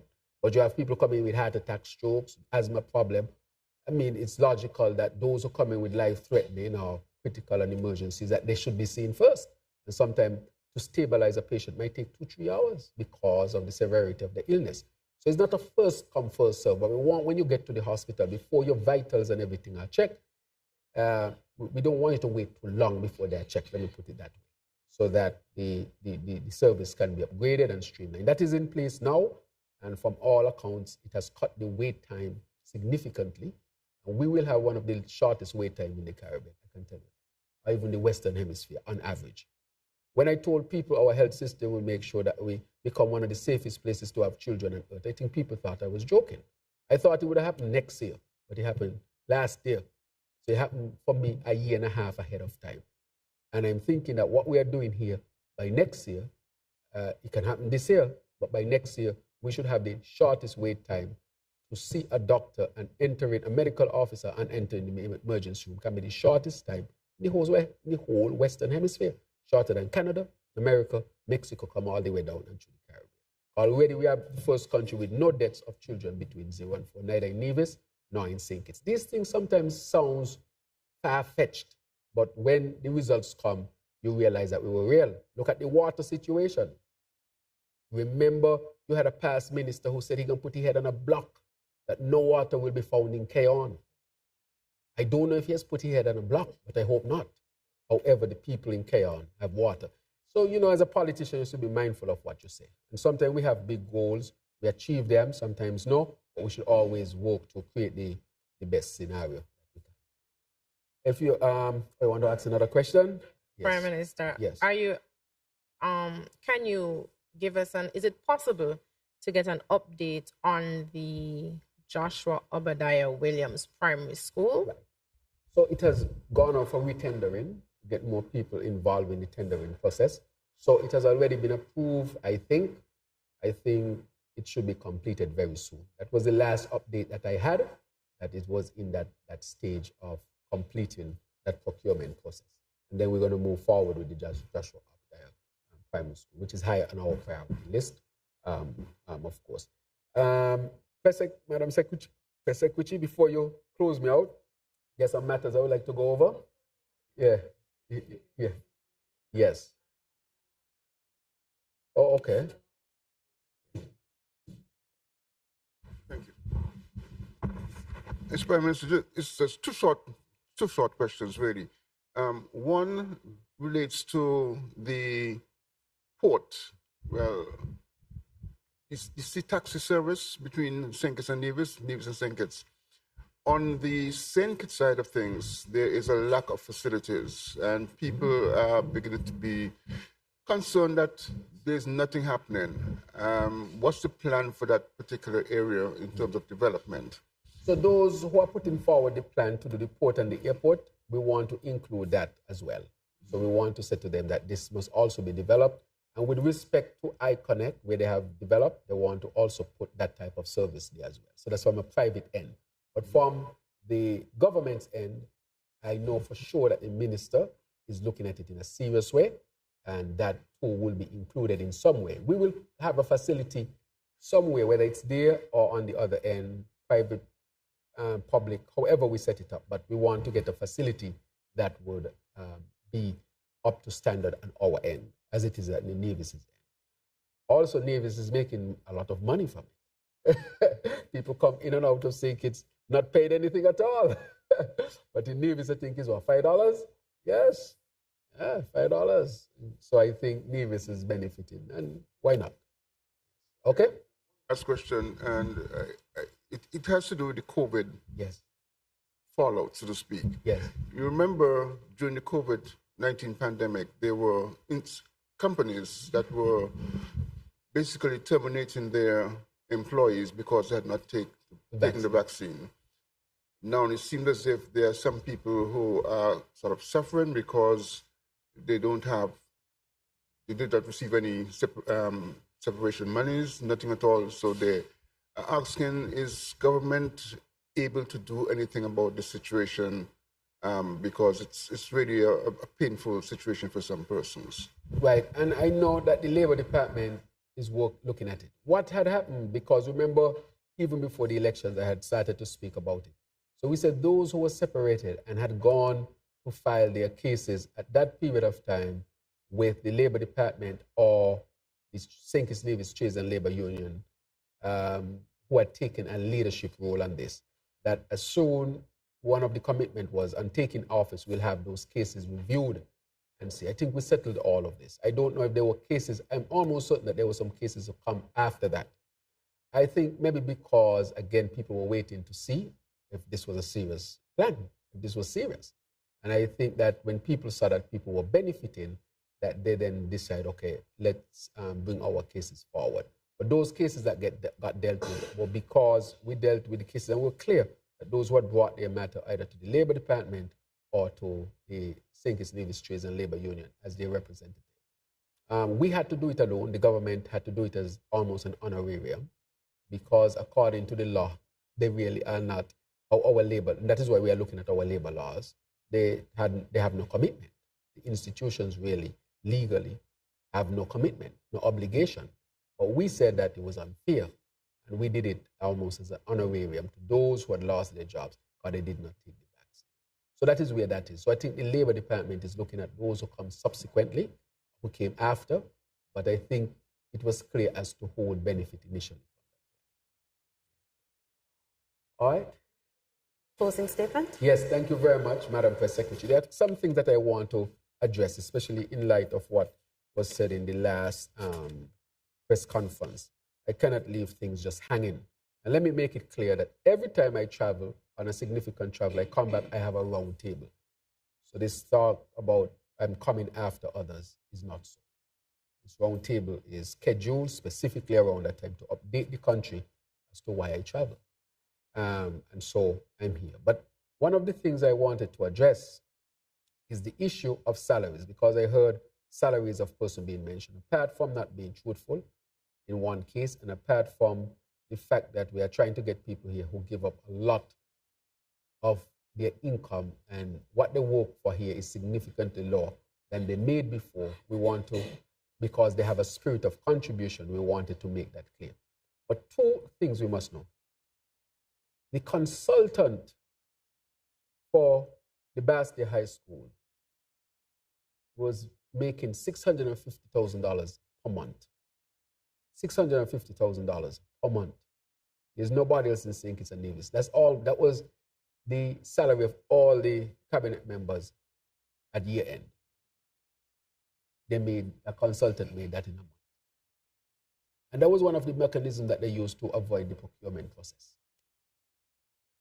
So let me put that out there. So when you hear them talking about salaries and who making this, I wanted to put that. The other matter was Lescan. Lescan made more than all of the government put together in a month than they made in a year. These are facts. was paid this. And that is why sometimes the local, if a foreigner made this, how come I can't make it? That is a question being asked. And so you try to get some parity there.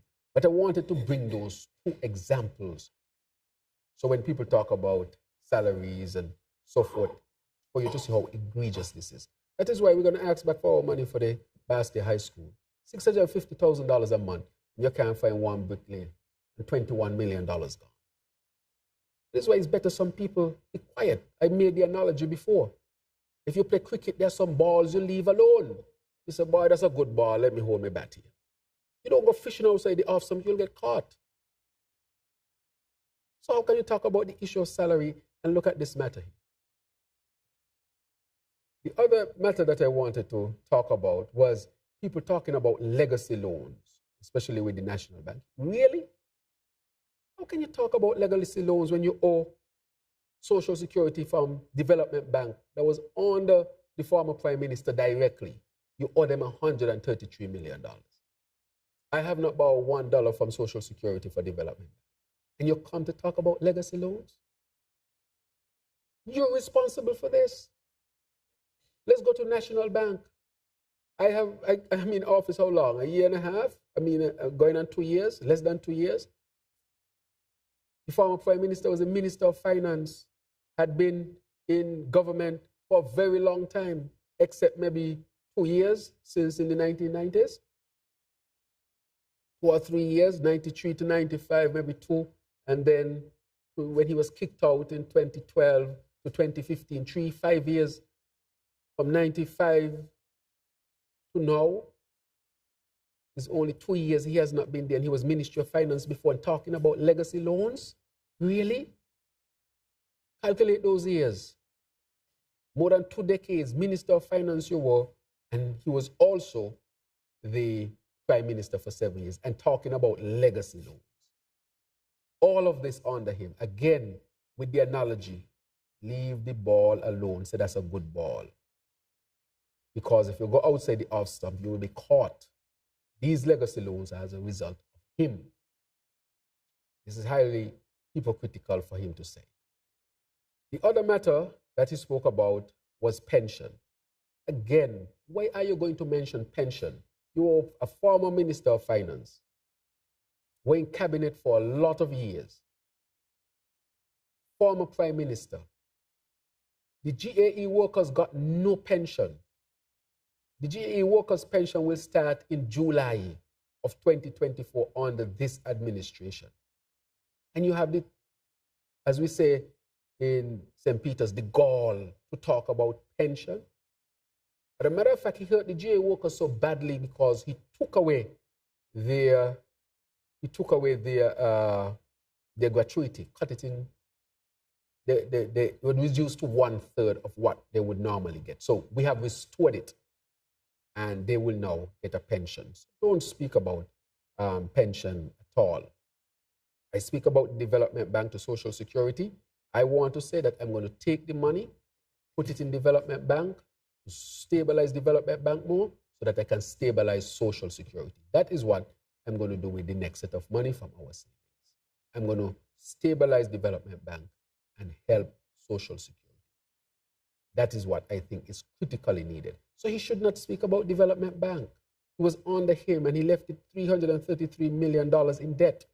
Should not speak on the Social Security. It was under him. And $133 million owed by Development Bank, and they can't meet the money because, again, Development Bank was mismanaged. The last time Development Bank had an audit, an external audit, was 2018. That is why nobody wants to do business with Development Bank, because the first question they ask, where's the audit? When you ask for the audit, or COVID, well, we had COVID in 2018, we had COVID in 2019. The only financial institution I know that has not done an audit is the Development Bank. Abandoned doing audit since 2018 because they wanted to hide all the corruption that was taking place in the Development Bank. I mean, these are serious questions. So why talk about Development Bank and Social Security? He's talking about the solvency of Social Security up to 2040. If we don't stabilize Development Bank, that the solvency is going to be less than 2040. because the solvency is calculated based on the fact you expect development bank to pay back. This is a condition in which development bank and hence social security was left. That is why we cannot afford for development bank to go down. And that is why we're going to put significant resources in there at this particular time from the government to stabilize it, to help social security. We are getting the audits done. They have to start with 2 years, 2 outer years. And I tell them, when are we going to catch up with 2024? Well, we can't get to 2024 unless we do 2018, 19, 20, and so forth, because this present audit will depend on the data from that previous audit. And that is why we are really shooting in the dark, but we are shooting to make sure that we keep the development bank stabilized and social security stabilized. So we are recapitalizing development bank. So the student loan has gone from 9% to 5% we have a moratorium. So during your first 4 years, you don't have to pay back. That interest that you would have paid can help you throughout university. And so the student loan program is going to kick back in within the next week, very, very soon, because I know that there are a lot of students out there who are looking to get their student loans going. So I really wanted to touch on those particular issues and to say directly the questions with the dividend and coming from the IMF, we have to make sure that the resources we have at this particular time, that we strengthen the development bank. So we're going to put millions of dollars into the development bank to stabilize it so that social security. Because I'm getting calls from the chair for social security, the director for social security, saying that their numbers, they were expecting a surplus this year, and based on what development bank is doing, all of that can disappear. And therefore, if that is the case, it affects the solvency of social security. Again, mismanagement, bad management, all of this was not necessary if we had managed development bank better. And to say that there's a case with the development bank, more facts about the development bank will actually come out. So I just wanted to touch on those things, to clear the air on those things as well. With respect to the bus drivers matter, let me say clearly that, you know, one of the members called and apologized. See, when people criticize the policies, it's not an issue. We can have this policy matters discussed, but don't attack me personally, because I think if you attack me personally, I would say, on what basis are you doing it? I'm not thin-skinned at all, but keep it as a discussion, an open discussion, so that, in a sense, we can reach a proper conclusion on the matter. But just to say, I, as the Prime Minister, brought the initial committee together, and that is being led now by the Minister, who is responsible for public transport, the Honorable Congress Maynard. The committee is there. We have put the board in place, and they're in discussion with the Bus Drivers Association to make sure that we have the proper data and information to address the issue of cost for transport. Same thing we did with the minimum wage. Same thing we did with any other matter. You know, you have to have the proper information and data. So when you go to the people and you speak to the people, you have the information, you have done it well. You have to be responsible. So I'm asking the Bus Association to cooperate well with the committees and also with the board so that we can quickly bring it to a conclusion as well. All right, so I just wanted to say that at the end, and to finally say to our people, I want to thank you for joining us at this round table. We have many challenges as a country. I will not say no, but we are dealing with those challenges. And you can count on me to always be open, upfront, and transparent with you. This is your country. This is our country. At the end of the day, you determine who is at the helm of the leadership. This is a democratic country. And I'm humbly here because of you. And so I have to always give an account of what we do as an administration leading this government. So I want to thank you for really sharing your time with me at this round table. And to thank the Media Association and those of you from the media who have come today. Usually, as usual, you come with your very tough questions, and you should do that because it helps us to get the information to the people who deserve that information. So I want to thank all of you for coming as usual. And Madam Press Secretary, I think that's it. Thank you, Prime Minister. We appreciate you prioritizing these engagements with the media. I would like to give special thanks to the broadcasting corporations who would have enabled us to bring it live to the public: ZIZ Broadcasting Corporation, Freedom FM, Von Radio, Win FM, Sugar City FM, CBN Network, SKN Newsline, TVC Channel 40, and Tel TV in St. Martin. We are grateful for your assistance in ensuring that the government of St. Kitts and Nevis is able to reach all citizens and to keep them abreast of the happenings within the Federation. So thank you once again for tuning in. This was the Roundtable with the Prime Minister of St. Kitts and Nevis, Honorable Dr. Terrance Drew.